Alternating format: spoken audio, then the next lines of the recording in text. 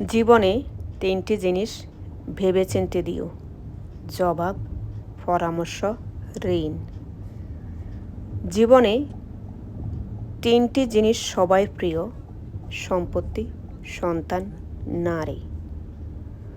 জীবনে তিনটি জিনিস সবসময় কষ্ট দেয়: ধোঁকা, দারিদ্রতা, স্মৃতি।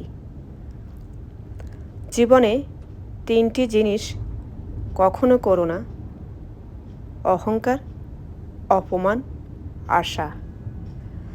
জীবনে তিনটি জিনিস কখনো চুরি করা যায় না: চরিত্র, জ্ঞান, বিদ্যা।